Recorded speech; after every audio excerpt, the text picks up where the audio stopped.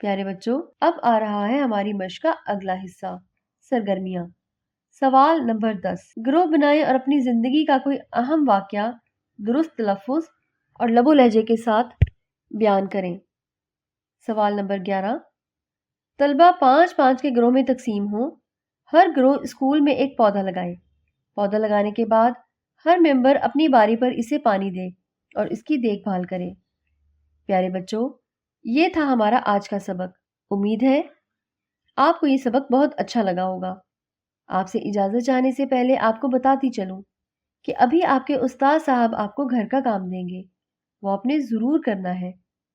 ہاں، اس سے پہلے وہ سبق کا اعادہ بھی کرائیں گے تاکہ آپ کو سیکھی گئی باتیں یاد آ جائیں۔ انشاءاللہ اگلے سبق میں پھر ملاقات ہوگی۔ اللہ حافظ۔